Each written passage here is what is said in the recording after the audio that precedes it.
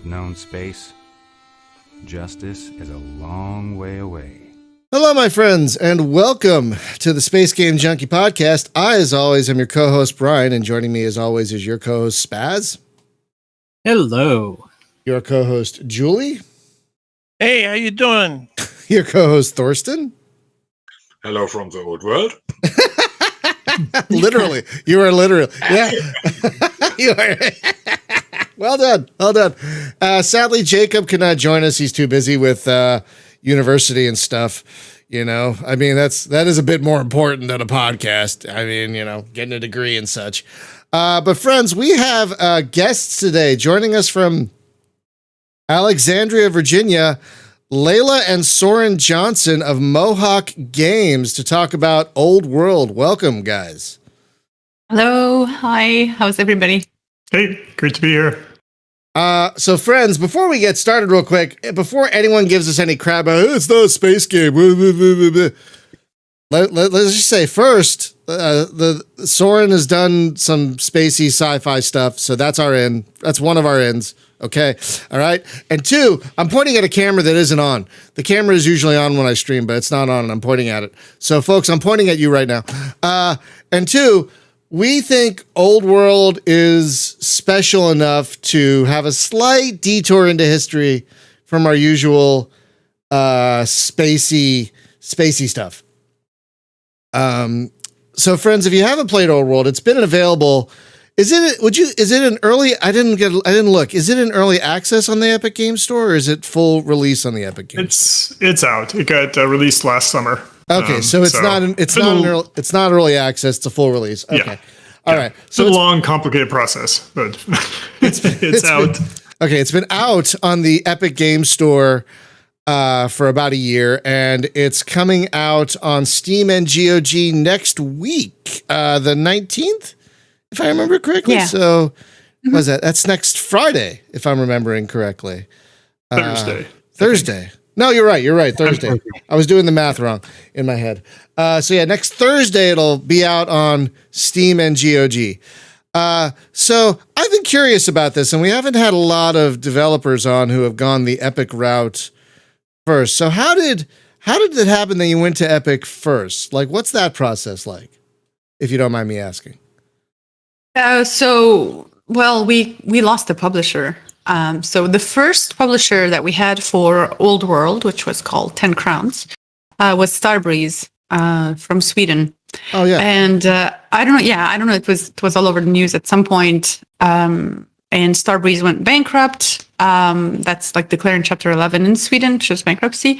So we basically didn't have a choice but to talk ourselves out of a contract and talk ourselves into a new one with a publisher.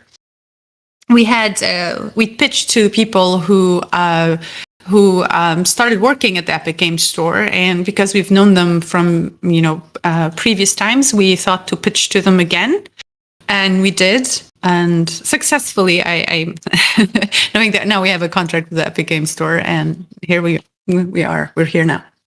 Yep. Oh, okay. That's interesting. So yeah, I remember Starbreeze did like the Riddick games, I think, a while back, And Payday is their big thing now. Yes, right. Oh man. Yeah, and they were basically funding a few games that were like just basically games that they felt strongly about. They also funded Psychonauts 2, so both us and the Psychonauts team had to look for alternate funding, basically, once Starbreeze had to kind of restructure themselves. Oh, gosh. I mean, it seems to have been successful for both games. So that's... Yeah, in the end, it worked out fine. And we really like the Starbreeze people, and we're glad that apparently they've kind of turned around and they're still in business. So.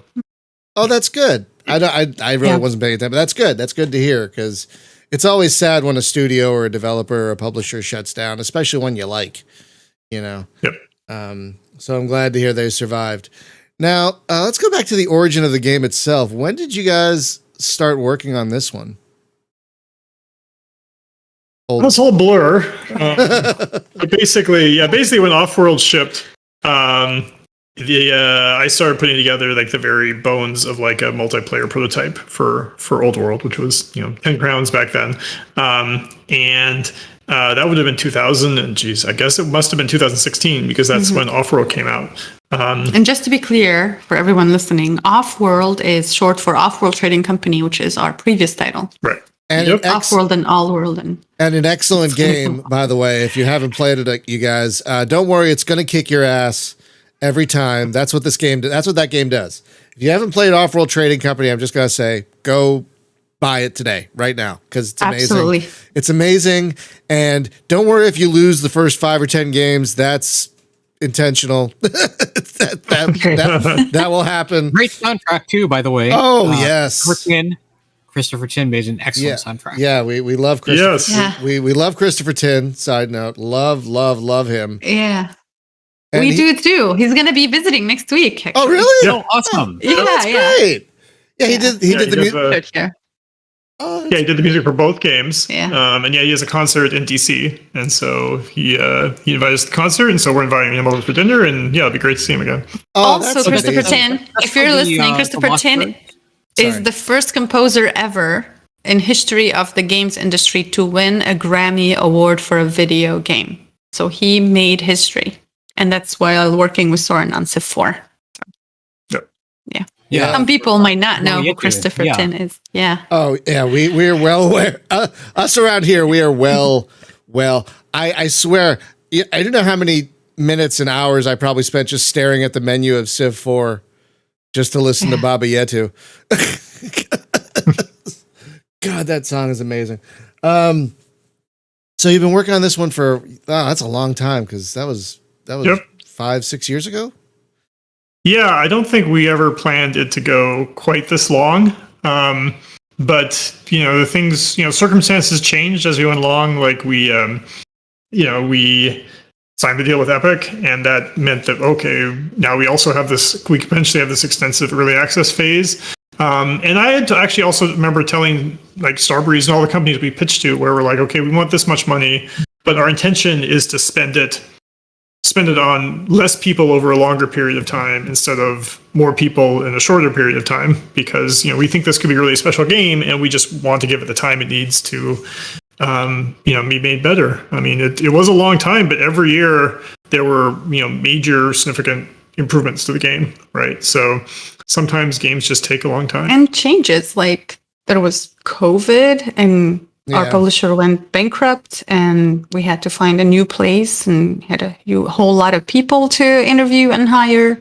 Mm-hmm. So, yeah. Oh, no one's being critical about how long the game is taking. I mean, we are. Oh, because I'm saying we've been following things like Star Citizen. So I mean, sure, we know long development. It's fine.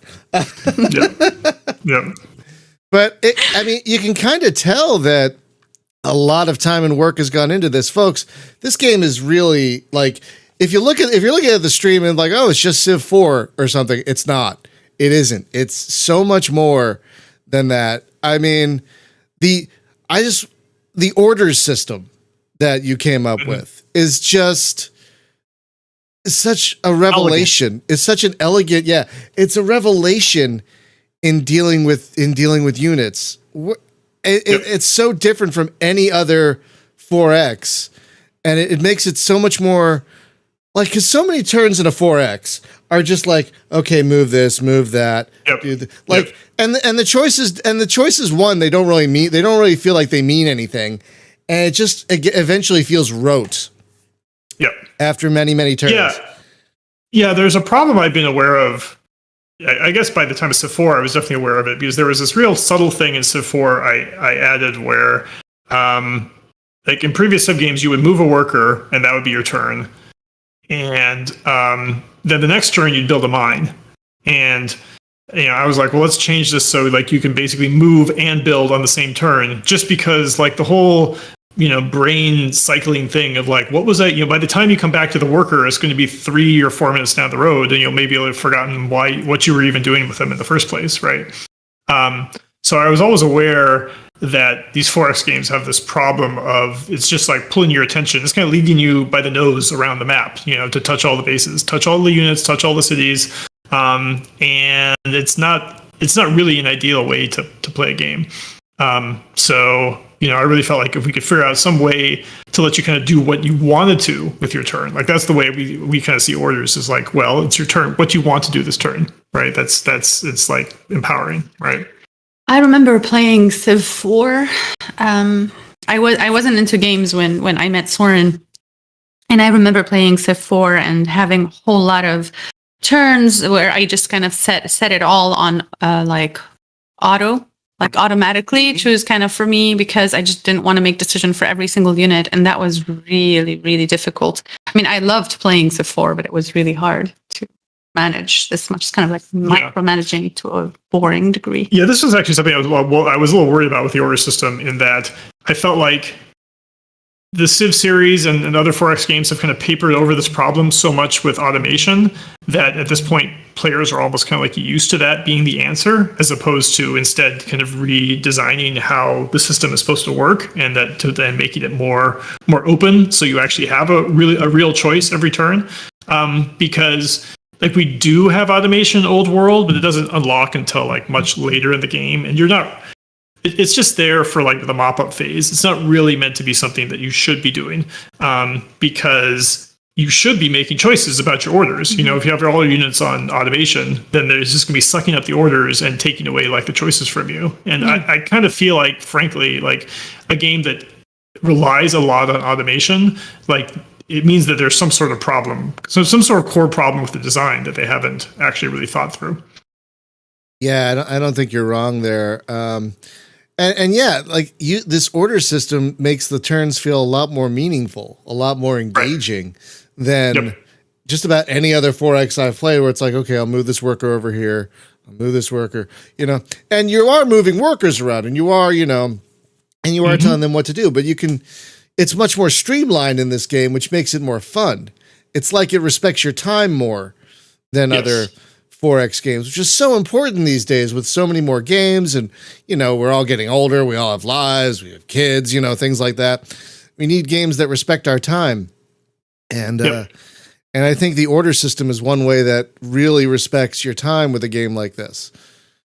Sometimes we get a response that people see that our game is like limited to 200 turns, and because they're so used to these super long 4X games, they often come in to have this like negative like this game sounds awful, like it's just 200 turns, like that's not a real 4X game or whatever.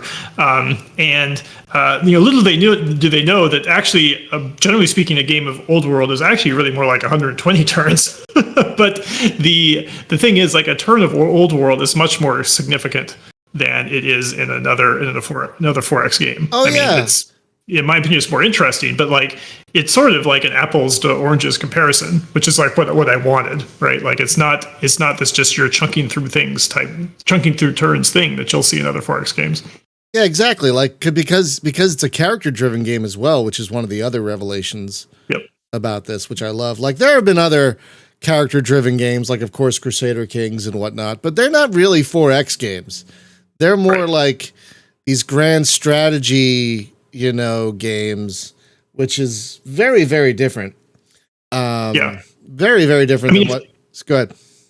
If there is a through line between off-world and old world, besides the resource market, right? Because we did get to reuse that idea. But I love that, by the way. I just wanted to say I love that. Thank you. Well, it's something something we really like and try to stick into as many games as we can. But if there is a through line, it's that off-world, even though it doesn't look like most RTSs. Even though it doesn't look like most RTS games, it's really through and through an RTS, right? Like there's really part of that genre. It's not some management game or a simulation or something. Like it's really full on an RTS game. It just doesn't have combat, right? But everything else about it matches the RTS format. And I think you could say the same thing for Old World, right? Like it's through and through, it's a 4X. It just is coming at things from a very different approach, right? Like so it fully understands what that genre means. And what people are going to be expecting from being able to play, which is why like it is very different from Crusader Kings, right? The Crusader Kings gets by without really having people don't even care about winning or losing the game, right? But you can't really do that in a 4X. Like it's a game, not a simulation, right? Exactly. Like with Crusader Kings and what's like, those are like storytellers that are also games, basically. Yep. Whereas here you have a game that also has stories as a part of it, which I think makes it much more engaging. Like that person that comes in, it's like only 200 turns. Like once you play the game and once you see how many characters you have to deal with, it's not just moving a unit. It's like, okay, I want to put this guy on this council. I want to influence this character, blah, blah. Turns are more lengthy in terms of how much time you spend on them, but also more engaging. So 200 turns, that's huge. That's like so many hours. Like, what's the problem? Yep. That's huge. Yep. Well, I'll add, you can turn off that end turn limit. If you really want to do it that way, you can have a longer game. But I just wanted to say, from the standpoint of somebody who isn't as deep into this kind of games as some of the other people on the podcast, I mean, my experience was limited, of course, to the Civilization games, which I haven't played since Civ 5, and then things like Endless Space. And so sometimes I'm more of the, like, strap me into the cockpit kind of person. And so I kind of shied away from this. But and at first, when I approached it, I was hesitant because I said, oh, my God, it's going to be like reading another admin law book at work. But then I started to play the tutorials, and it really did get me into the game. And I really started to enjoy, especially the character part. And I even wish I could do more of it, because like when one of the dukes, and he started to say, well, you know, he's not very responsive and he doesn't do what you want. I said, you know what? I'm going to marry this bastard off and send him to another country. And the game let me do it. And I said, wow, that's great. And so I think that's the part that I enjoyed the most. And by the time I got to phase 4, I really got a real handle on the game. And when I tried to learn how to play Civ 6 again, I kind of went back and said, oh boy, I'm kind of lost in this. But this, I thought the introduction and the tutorials were really great. Yeah, I got to agree. The onboarding you've done with your tutorials, I mean, that's all I've played. I've got 5 hours into the game, and that's all I've been playing is the tutorials. Okay. But they're great. But they're great. They're really great tutorials. I mean, I have to give you guys credit for one thing, and I want to thank you for this. Hyperlinking your text. You have have hyperlink text. You hover over it. It gives you a tooltip. I wish more people did that. Yeah, and you can nest them as well, so that you keep one tooltip open while you're looking at more information on another one. Yep, that is very, very so great. So yeah, don't interrupt. Keep going. Tell me more. No, I mean, I'm a UI nut. I'm a UI nut. And if I see a good UI, which you have, and good usability, especially, I call it out, because that is. I wish everyone with a text-heavy game just did hyperlinking more. Like, well, it was a John Schaefer innovation. He was the designer of Civ 5, and he put it in at the gates. And as soon as I saw it, I knew that like this is just the way games, at least turn-based games, this is absolutely the way they should work, because they always have this problem of like you have these tooltips. And you're always throwing all these concepts at players, and you're always having to make this decision of how much do I explain each thing in the context of this tooltip, right? Like you mentioned civics or missions or the ambassador or the this, and you're like, well, do I need to explain what the ambassador is? And then, of course, if you do that, then you have a tooltip that takes up half the screen, right? And some games have like you hit a button and you'll get like expanded tooltips, and it's like, well, there's got to be a better way. And like this, this system really works well. So I expect it'd be interesting to see if like Civ 7 doesn't do this, for example, right? Like, because I think it's absolutely, it should become like the standard. Absolutely. If there is a Civ 7, which there probably will be, I think 6 was pretty successful. It's a publicly traded company. There will be a Civ 7. You can put your money on it. Snap, Soren. That's a great way to put it. Excuse me. I also love how you've added so many different ways to play this game. Like, yes, it's a 4X with characters, but you can also have multiplayer, which I love that you've added. I also love that you have a game of the week. I think that's great. Keeps people coming back. and all the editors that you have in there. Yeah. If you've enjoyed the tutorials, then you might want to try out the Carthage campaign as well, actually. Like, at some point you should play the regular game, so to speak. But it also does kind of a good job of like slowly introducing concepts to like the first Carthage scenario is really just like you spreading your empire and dealing with tribes. Like you don't even deal with another nation, for example. Oh, okay. No, and there's also good. There's also a really cool one that I should mention, which is the Barbarian Horde mode, which is also a random map, but it's Horde mode. It's what you imagine. Like you're just fighting off this wave of barbarians, and like you'll see a counter in the corner that like in 80 turns there'll be this giant invasion. And it's a really fun game to play if you want to play a game with someone, with a friend, but you don't necessarily want to be competitive against each other. Right, because you can, be like, okay, we're gonna try to build up our nation, knowing that we have this giant challenge to fight off, later on. Make sure you get along with the friend that you're going to play with, because if they are very ambitious, I'm not gonna name names, and sometimes they just want to tell you what to do, and feels like someone else is playing both their game and yours. You might not want to start that game. No. I got a question about the future of the game, and obviously it says it's old world, Greek, Rome, the Thracians. Do you have any plans down the road to expand to like other parts of the world from that era? Yeah. So currently, with the launch on May 19th, we have a DLC that is about the Greek campaign. And it's about Greece and all that. And we added an eighth nation. Oh, yeah, never mind. I can't say that yet. But I can't edit it. I'm sorry. No, that's totally fine for, everyone who heard it. That's a freebie. That's what we call a subtle tease. Subtle tease. Yeah, that's intentional. It's all part of our careful marketing plan. Strategy. Great strategy game designers. The old world in general as a theme is very rich in geographical attractions for this genre. So we're talking to different designers from around the world to create more DLCs. The sky is the limit with old world, really. We have more ideas than we have resources, but we're currently working on DLCs. Personally, since one of my great-great-grandmothers was from Scotland, and I've always thought that Hadrian's Wall was built to keep the Scots in, not out. I said, I've always thought what would be fun would be the Romans versus the Celts. And I've been playing Greek, obviously, because that's what the tutorial is. But so I just thought, wow, wouldn't be fun to do that? Yeah, that'd be also a great mod if you do it like the Asterix way. Have you read the Asterix and Obelix? I used to read those. It's kind of like fun too.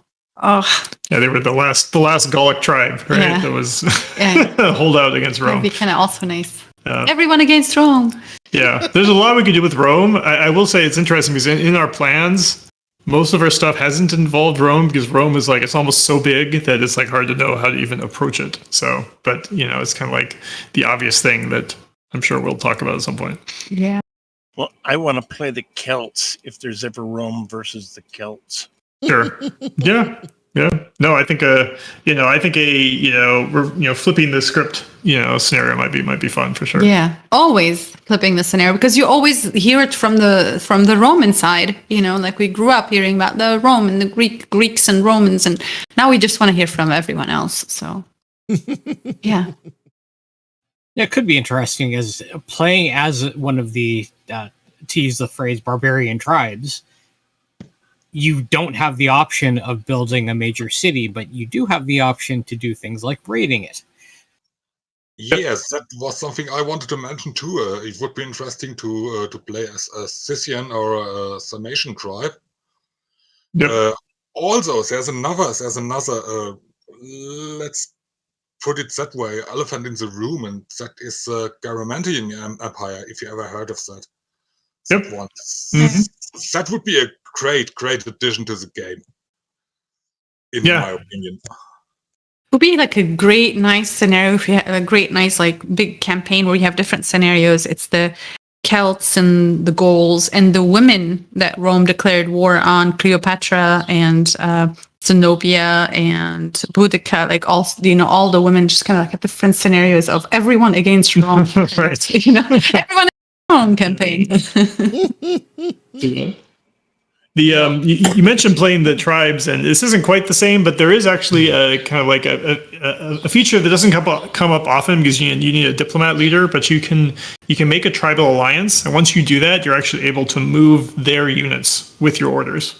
Really? So if you if you're a diplomat, like Dido starts out as a diplomat, for example, you can make an alliance with the Gauls, and then you can have the Gauls invade Rome and do the dirty work for you.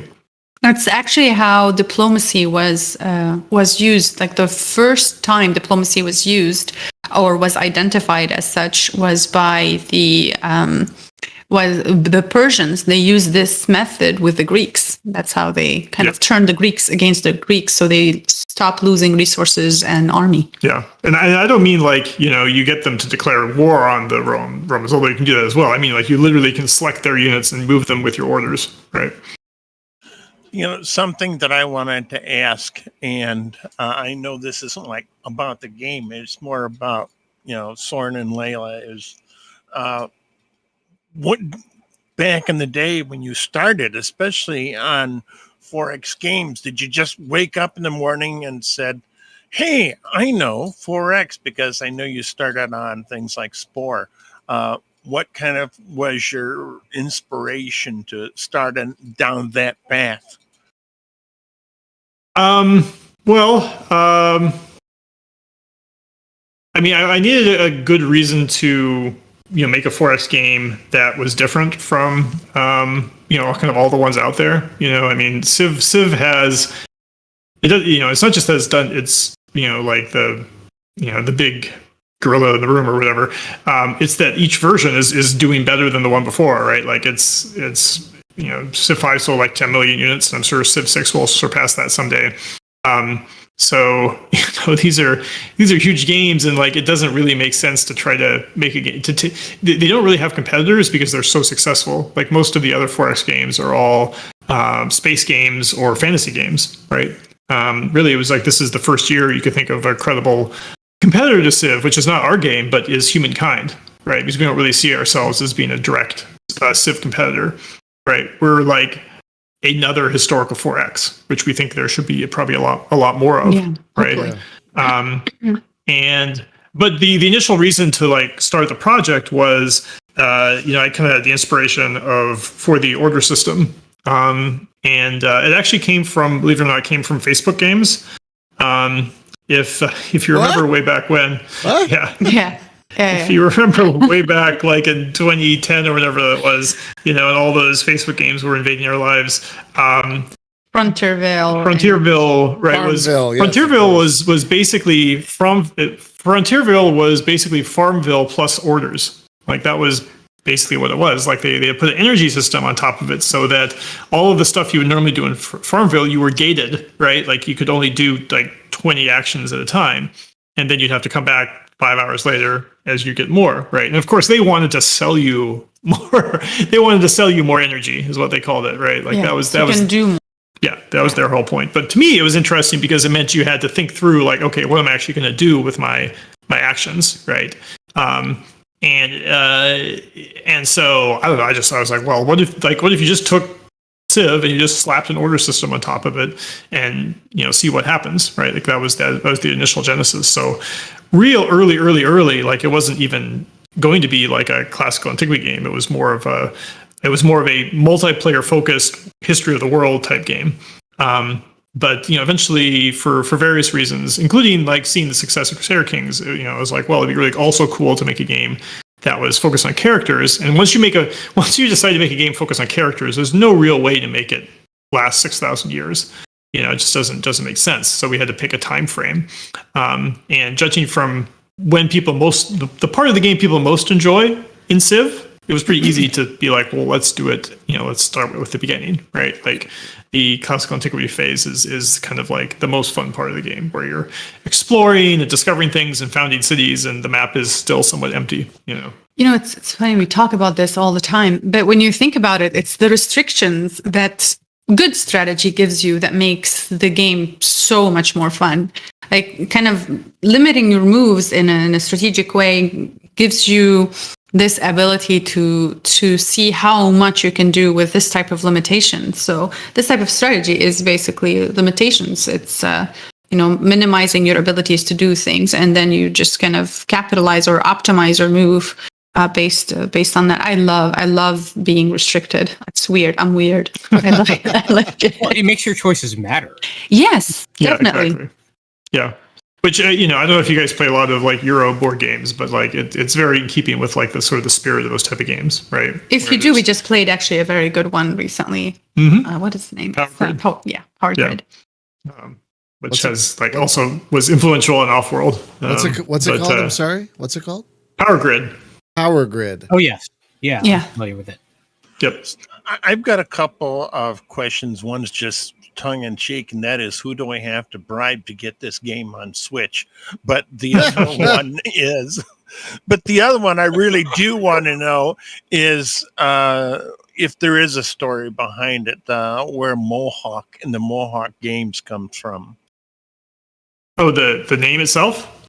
Yeah, I mean, is it from the picture that I see or is it? Yes, like, is there that's what it. Mohawk you're gonna have to answer that one. I'm gonna have a follow up. Yeah, basically, I lost a bet in college, and that's why I had to. The bet was I lost the bet and I had to shave my head. And if you shave your head, in your college, what's the obvious thing to do first? Like, well, let's at least give myself a mohawk first for a few days before I shave my head. And so. Of course, people took pictures of that. And when I joined Twitter in whatever 2007 or whatever it was, I remembered that. I was like, oh, that'd be kind of a fun, pick for my profile. And years later, as you start to actually meet the people that you meet on Twitter, so many of them would come up to me like, "Where's the mohawk?" And I'm like, "Well, it wasn't. I don't go around with the mohawk every day." But so like after enough of that happened, I'd be like, well, it'd be kind of cute to actually turn that into like a name. I'm honestly surprised it wasn't taken. I was just going to say, I was honestly surprised it wasn't taken already.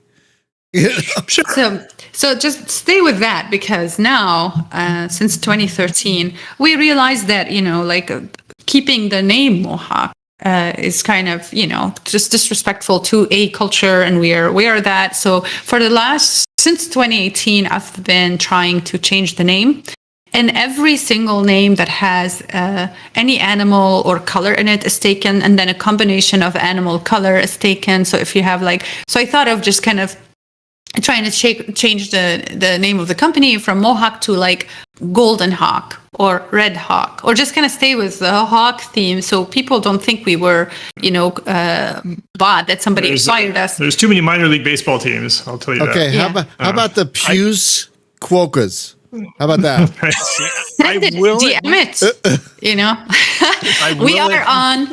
We are on attempt, I think 25, and each attempt cost us a whole lot of money and probably 2 months of back and forth with lawyers. We have good lawyers who always tell us all the reasons not to name something. Probably at some point we just have to accept choose and go with the risk. Unless we do what all the we did choose this last one. Well, I don't think we didn't completely finalize it. But anyway, I mean, they're looking into it. There's a reason why all the internet companies, all the kids today, when they find a company, they just make up a word. They just remove a letter from some real word, and they're like, "Hey, that's our name now," right?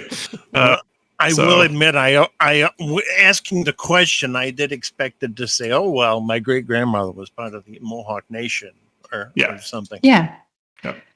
No, it's the haircut, so it was kind of. If it had a different type of name, then we would have been able to keep it. So, but I mean, stay tuned, because we're on the last stage of finalizing the name, and hopefully it passes through the last phase, or else I'm just gonna name it like Oliver and Spring Quail games, something like that. That sounds I like know, that sounds like a merchant company from the 1600s. You know, like it's just too long. I have to like either make up a name, ask my kids to name our company, or just kind of like just create 3-worded name, because 2 is absolute nightmare. We're not able to pull 2 anymore. All names are taken. God, yeah, I believe it.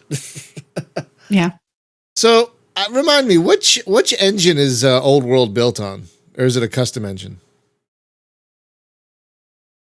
It's in Unity. Oh, okay. Mhm. You wouldn't know it. I swear to God, you wouldn't freaking know. Well, Offworld was in Unity, so we kind of just carried a lot of our. There's the engine you use, and then there's the stuff you build on top of it. So our team is also very familiar with it. Mm-hmm. So Okay, that's great because so it could come to Switch since it's in Unity. It could come to Switch. Sure, could come to your it iPhone. might be coming to Switch as we speak. What? The issue is like where it's a very UI text heavy game, and generally those work really well with big screens. But I would love to see it on more platforms for sure. Old World Revolution, like they did with Civilization. Well, I do know you're not with that. It was published by a different publisher, but I do know in the Switch community there has been people asking for actually off-world trading to come to Switch. Sure. Yeah, that would be cool too. I mean, the one thing I'll say about Old World and Switch or any game that has any platform that has a controller is there is potentially a reason why it would work better than in other 4X games, in that you're sort of driving a unit around the map, right? Like you're making multiple moves, so there's not as much jumping from unit to unit as you have in other games. I could totally see this working on Switch, to be perfectly honest. I could totally see this working on Switch. Yeah, I think the main hurdle there would be that it's text heavy with the tooltips. Yeah. But the one nice thing though is that we have that undo system, so yeah, like people wouldn't get upset about it. That's another thing. The issue with a lot of console games or touch games is that it's very easy to make the wrong move. You hit a button thinking it's like a UI button, and instead it actually moves your unit or something, right? Yeah, exactly. And there aren't a ton of. I don't think there are a ton of strategy games on the Switch, are there? I don't think there are. No, there are not, and that's why I always ask questions like this, because I want to play strategy games on the Switch, and I love my brand new Switch OLED. So I figure if I ask enough developers, people will start saying, "Oh yeah, yeah, oh yeah." I feel you. I feel the same way about my phone. Like I wish there were more strategy games available there. It's kind of like the market determines you get a certain type of game. Free to play doesn't really match very well with strategy. So honestly, the best strategy games on phones and tablets tend to be basically just ports of board games, which is kind of a weird thing, right? That's the best way it works out. Right. But I could totally see this working on a portable platform. Oh, it'd be a great iPad game. That's a good point. That's a great tablet game. So was it character driven from the start, or was it not meant to be character driven from the start? Because that is one of the big special things about this game, I think. Yeah, I don't remember exactly when the decision was made. Like real early, it wasn't meant to be character driven. It was just like an experiment, multiplayer order to see how it's going to work. But I think fairly early, we decided that like we should try out characters. We felt like it could kind of make the game more dynamic, because you'd have things changing. Important characters would come and then they die and disappear, and you lose what they did for them, which is kind of interesting. Yeah, I mean, mainly we started talking about our characters, our leaders, their family tree, adding traits. Building the narrative was an organic, fun experiment for Old World. And every time we talked, whether we're going for a walk or driving a car or in the kitchen cooking, we could talk all the time about design at home. It always felt like we started to get to know our characters very, very well. And sometimes I'd be writing an event or writing the bio or something, and I tell Soren, it would be really nice if we add this thing to, and we discuss it, and then the same night he'll go in and write the code for it, and not be able to enter the event because now he's made it easier. So it started to feel like characters are starting to become bigger and more present. So it was an organic change. My only thing in the character system that I wish I could do that I couldn't in playing through this is when I get things like, oh, Duke so-and-so is kind of spoiled. I said, well, I don't want to just send him off to another country. I want to put him in the military as like a buck private. And I said, that'll teach you. Learning a lesson. The event editor enables you sometimes to create that for yourself. Really? Really? Man, Duke's Oh my gonna God. join the military. He's joining the military as a spearsman.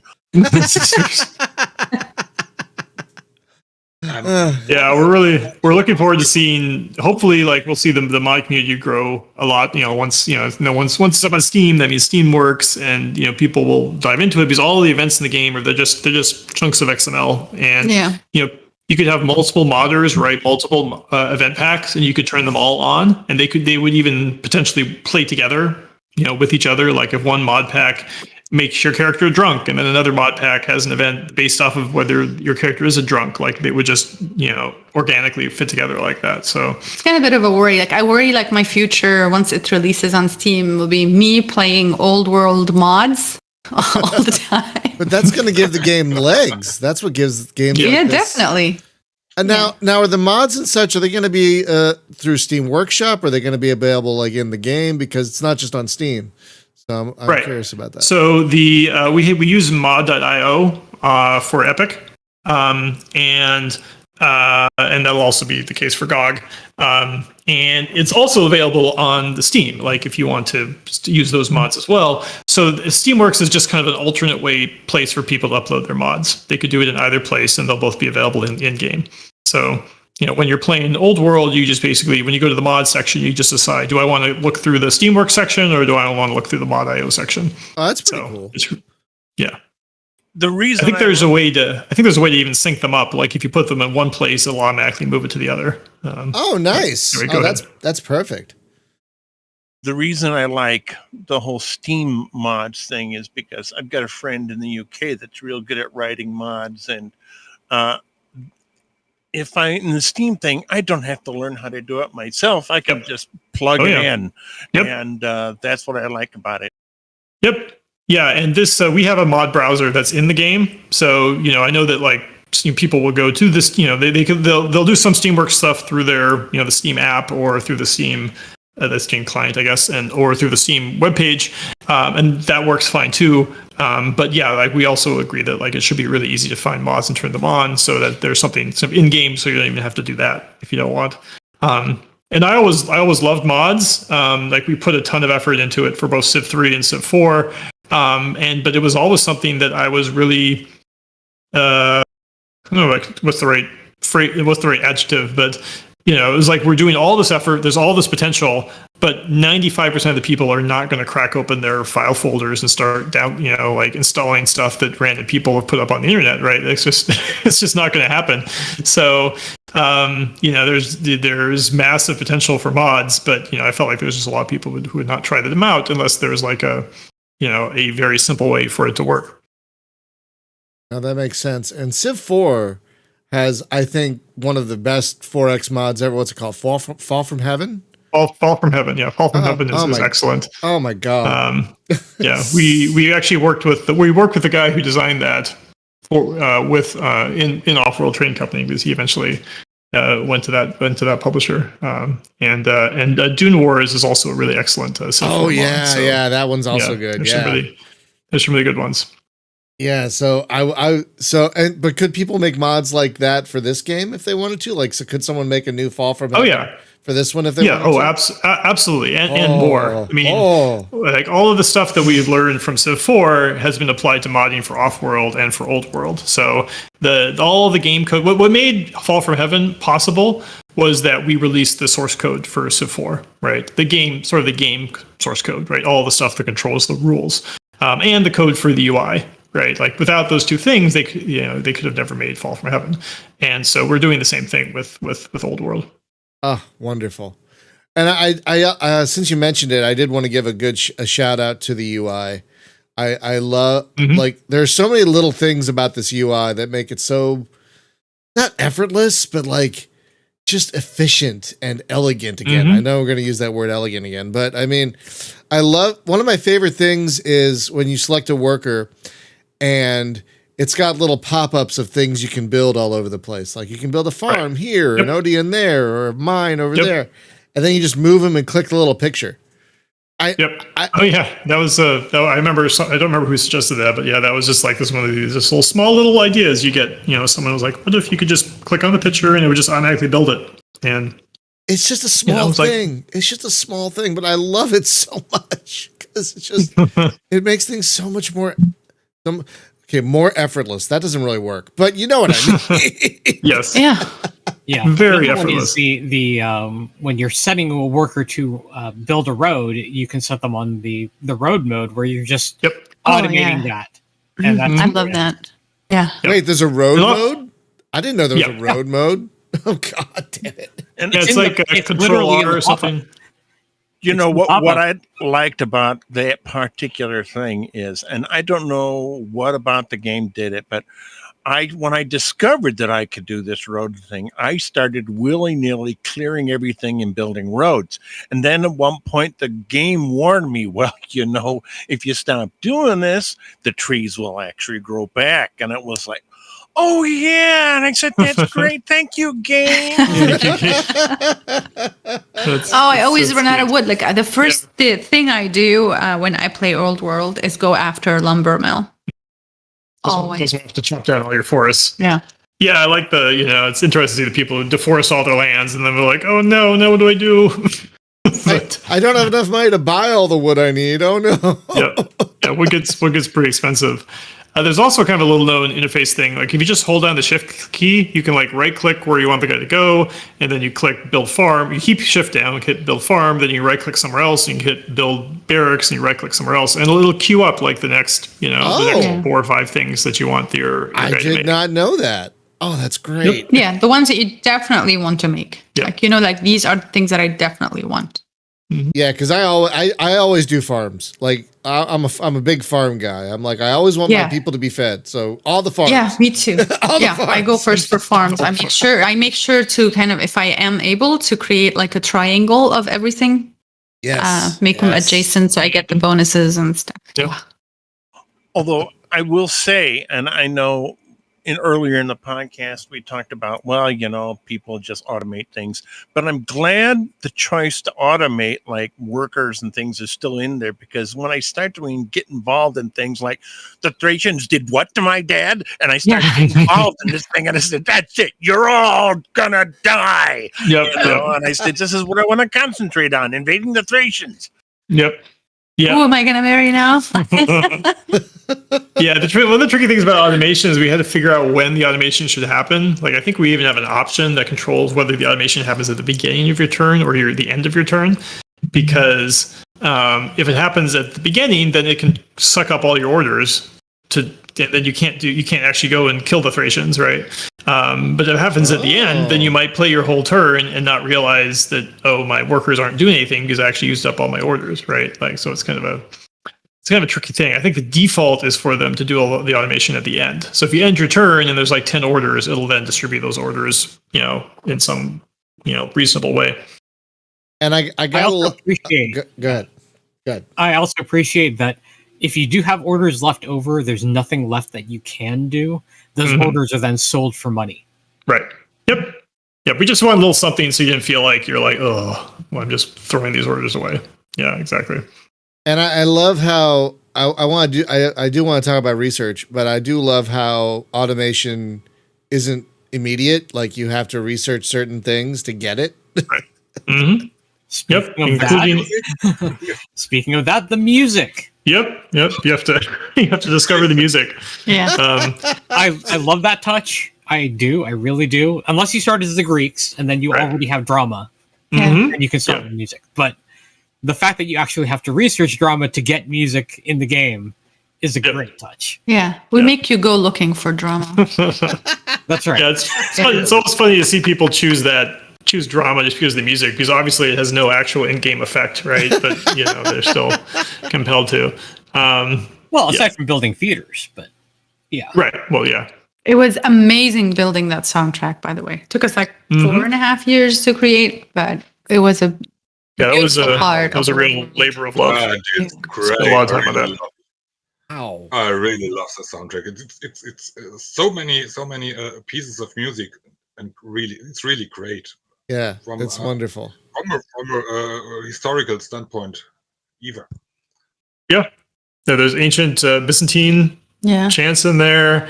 There's Aramaic. Yeah, there's songs from all around the Middle East. Yeah, Barbarian choir. Yeah, we even have actually an American choir, a choir from Portland, and they sang at the Hagia Sophia. They were able to record the music inside, so acoustics are amazing. So we were able to kind of look for all of these gems hidden in different places on Spotify and build that soundtrack. So it's really a great journey. We were almost going to travel to meet with Arvo Pärt to convince him to license his music, but then COVID happened. Yeah. Okay. So many things, and then COVID happened. You could add that to the end of just about any sentence, and anyone would be like, "Oh yeah, I was gonna go get ice cream, and then COVID happened." We were gonna ship 2 games, then COVID happened. Oh, yeah, really? I just discovered. What? No, I'm just kidding. You said we can add anything, so I was feeling free. I know we were talking. Don't read into that one. Well, I did want to ask about the research system too, because so many games, it's like, okay, here's the research tree. What do you want to research next? Oh, okay, I'll spend 10 minutes scanning down the tree because I want to get that one laser all the way down there. But your system is very different, which, like so many other things in this game. But like, so are these random? Like, I don't remember. Are these random cards that are pulled from a deck? Yeah, it follows a deck building paradigm, right? Like, when you start the game, there's 5 techs available, so they're essentially a deck of 5 cards, right? And you flip over 4 of them, and then the ones you don't pick go into the discard pile. And when you finish researching a tech, the techs that one unlocks, they also go into the discard pile, and then they just come back through. And it does 2 things. Like, obviously, it changes. It means you can't just follow some golden path to research something, right? It adds some randomness to that. But what it also does is it makes the research decisions a lot more difficult because about that kind of deck system, that the technologies you don't choose, they have to go into the discard pile, then they have to go back to the draw pile, and then you have to draw them again. It means if you're choosing between like drama and forestry, right, with the one you aren't going to choose, you're not going to see for a while. So there's like the opportunity cost that you have to deal with as well. Yeah. and so you start off with 5 cards. Like, how many cards are there? How many techs are there? I don't know off the top of my head. There's probably like 50 or 60, but there's also those bonus cards, which is another thing that the card system enabled, right? Like, we have those like a free Camel Archer or a boost to civics or border growth or a free court minister or something, right? These cards that aren't technologies, but they're like these sort of one-time boost. And they get unlocked by various techs you discover. And the trick with them is you only get one shot at them, right? Like, when they come up, you either take it or, like right now on the screen, you can see there's a food boost, right? Like, you either take it or it gets tossed, it gets discarded. Like trashed, basically. Trashed is like the terminology from deck builders, right? Oh, I didn't know those got trashed. Oh no. Yeah. So that's the one wrinkle in that is, again, your choices matter. Your choices matter in a lot of ways, and it could really hurt you down the road if you choose poorly. Yep. Yeah, and a lot of research in Civ, it's very low stakes because you're like, okay, if I don't research ironworking now, I'll just research it next time, whatever, right? It's not really a very difficult choice. That's true. It's like, okay, I want horses now. I'll just do the alphabet later, whatever. Yep. Speaking of the forestry thing, One pro tip I'll toss out, because I've got several dozen hours between Epic and Steam, is sending out your workers or one of your units to harvest forests that are just outside of your borders. Right. Mm-hmm. Yep. Because if you're just sending them out to a large forest area that has maybe 6 or 8 hexes, you can clear them out, wait for them to regrow, clear them out again, and then you're not clearing out the area within your territory. But you're still getting the benefit. Yeah, you're gonna have to do some foresting, you're probably have to do some chopping, while you wait for lumber mills. And so it's very important to decide where you're gonna chop. Are you gonna clear the land, or are you gonna chop it halfway and let them grow back? Right. I'm kind of under that. I hate to completely clear trees. Like, I'm always afraid that I'll run out of them. Like playing RPG where you never use a single health potion, right? Like, you're like, then you reach the end of the game. Save some of it for your lumber mills later, and that's where you can build them within your territory. Yeah, exactly. And you want to, because lumber mills get a bonus on river too, so definitely don't chop down forests that are adjacent to rivers. And you want to think about all that stuff. Because we are approaching the hour, and I know we can go as long as we want, but I want to make sure I get this question in because I'm a big Switch fan. I said, were you really teasing me, or are you really going to bring this to Switch? I don't want this just to be a rumor, because I really want to sit on my couch and play this portable. I mean, it's... I'll have to answer this one with, I'm so sorry, I was teasing. We'd love to get it on the Switch. It is something we hope to do. So it's not absolutely off the table. It's just that our priority right now is to get the game out on Steam, of course, and then, build the pitch deck to go and talk to the people who are in charge of all of these decisions. Yeah. Then put it out there and let me know when I need to donate. And by the way, I'm not kidding. Yeah, no worries. I'll tell you which altar to give your incense to. Yeah. Yeah. Yeah. Well, it's good to hear people if that's something that they really care about, right? Like the more we hear about that, the more likely we're able to. It is not an easy feat to get it on the Switch. No, but it was done, right? It was done. We're keeping close track. Like we're seeing who has done it, and we're looking at our game and think, you know what? We have less orders, we have less units moving around, so we are capable of making that call for when needed, if needed, and hopefully that the gods of Switch help us. I mean, Thea 2 is on the Switch, right? There's that game, right? I think. Yeah. Civ 6 is on the Switch. Yeah. And Civ's on the Switch. It's done stuff pretty well there. Oh, that's right. Is it the Revolution? Yeah. Is it Civ Revolution that's on? No. Civ 6. The full Civ 6 really? there. That's why I said we have less moves and less units. Civ 6 and all the DLC. Yeah. I did not know that. Yeah, they pushed really hard to have it be on both that and the tablets, and that it's the exact same game. So I'm sure. Anyway, they were able to do it, so it should be possible. Now, if you can bring it to my 3DS, that would be a feat. That's probably not possible. I'm kidding. It's not going to happen. I was playing Civ Revolution on the 3DS the other day and was just really impressed by, how well that game translated to that platform. Yep. Yeah, I remember encouraging Sid to bring Civ Rev to either DS or one of the a tablet or something, because it felt like a really natural way to do it. Well, there really is a lot of truth to that advertising came. Civ 4 became so involving that I really did have to say, okay, it's taken over my life.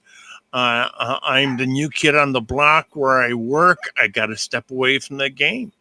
Yep. Yeah, I got very addicted to Civ 1. I bought it my first week at college, which was tricky timing. It's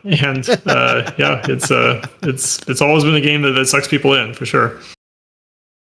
Yeah, Civ 2 was my first, and it also ate up a lot of my time in college. Time that I shouldn't have lost. It's a good game with this old world game when I say, okay, we're done eating dinner, we're done watching television, and I said, oh, I'm just going to play some old world for a while. And then the dog comes pounding on me and the parrot starts saying, can I go to bed? Can I go to bed? And I look up and I said, oh my God, it's 12:30 in the morning. Yeah. Yes. That's exactly how a good game should be. Yes, One more turn. I'm steepling my fingers. So the game comes to GOG and Steam next week, and it's got some DLC coming with it. Mm-hmm. Yep. It's called the Heroes of the GN DLC, and it has six campaigns as part of 6 scenarios as part of this overarching Greek campaign that takes you from kind of like the initial Persian invasion of Greece. So you have Thermopylae and Salamis, and you're the kind of like fighting them off, and then eventually you take over as you step in the shoes of Philip II. Kind of consolidating. I'm sure he would call it consolidating Greece. The Greeks would call it Macedon conquering Greece. And then you become Alexander, taking over all of Persia, and then you get to fight out, be one of the 4 generals after Alexander dies, deciding who's going to, get dominance over what was left of his empire. And there's some other special surprises involved with the DLC, but we're not going to talk about them. I was almost going to talk about them. Well, we've recorded so many podcasts in which I was very free, not limited by Soren. But I remember now that they are going to be launched after post-release. Oh, I see. Yeah. I see. Yeah, it's worth mentioning, though, that the DLC will be available for free to people who own it on Epic already. Mm-hmm. Yes. Yeah, we should make sure we get that. For 2 weeks. And then 2 weeks on Yep. Steam and GOG. Yeah, everyone who already owns it on Epic is going to get it for free. And then everyone who buys it for the next 2 weeks, no matter where they buy it, whether on GOG, Steam, or Epic, they'll all get it for So free. if you already own it on the Epic Games Store for the next 2 weeks, you can claim the DLC. And if you buy it on Steam, it comes with the DLC. Yeah. And if you buy it on Epic or GOG. And or GOG, yeah. We got to be very specific because people will ask us all these little like, wait, what about this case? It's like, no, really, everyone gets it for free. Yeah, and Like, we want everyone- fine. Just go to our Discord, and we have such a beautiful community who's very willing to respond to all the questions that you have. Yeah, I think people are used to game companies like giving away free stuff as a way to like incentivize or force people to do things in a certain way, and like we just want everyone who is ready to get on Old World right now to be able to enjoy it. So like that's what we care about. Yeah, there was a game that just came out where you got free stuff through Twitch drops, and so many people were complaining, like, I don't want to watch some rando on Twitch just to get something for this game. But that's fair, though. Yeah. I mean, everyone's got to hustle in their own way. But anyway, I think people who've been around us know the way we like to do things, and I think we've got a really nice community, and I think they kind of respect the decisions we make. So At least it's a bit creative. it is creative. It's a little creative than just kind of giving money to the App Store so your game on the App Store can be seen versus the other one. Anyway, yeah. So, friends, the game is Old World. We're going to start wrapping up because we got to. The game is Old World. It is currently on the Epic Store. Is multiplayer going to be cross-platform, by the way? Yep. Multiplayer's cross-platform, so Epic people can play against Steam people. Great. And GOG people and everything. Oh, great. Cats and dogs living together. Great. I'm sure someone was going to ask. So it's already on Epic right now, but next week it's coming to Steam and GOG. If you didn't get this from listening to us jibber jabber, we love this game. It's amazing, and you all should buy it. If you have even the faintest interest at all in 4X games, you should buy this. If you've only ever played one 4X game before in your life, make this your second. Seriously. It's got great onboarding if you're new to the genre. Great tutorials, lots of text to explain things, lots of tooltips. Yep. So yeah. Some fun events. Like, I'll just say, you can hire a monkey, and I'll leave it at that. What? Okay, I got to figure that So Even if you want to create a mod, we actually have a YouTube video that tells you how to create a mod for Old World that's out there. It's pretty cool. How many events do we have, Layla? Over 3,500. Whew. And you can add more through the modding tools. Yep. Yeah, even the Greek DLC has multiple hundred events. Oh my god, that's astounding. Gee. So yeah, guys, this game is astounding. I truly believe it is going to become, no pressure, you guys, the probably the finest 4X of the genre, because it does things. It gets out of the rut that a lot of other 4X games are in. And it's like, oh wow, what I'm doing actually means a goddamn thing, rather than just moving a damn unit around. So yeah, it's really special, you guys. It's really, really special. So Thanks so much. Well, thanks a lot. It's really nice to hear that. And let me just add that if you are a fan of the game and you're wondering what you can do to support us, the number one thing that can be done if you are if you're going to buy it on Steam or you're willing to buy it on Steam or whatever, the number one thing you can do is leave a review. That's something that is super great for the long-term health of the product. Yeah, just let people know what you think of the game. We're a small indie studio. Right.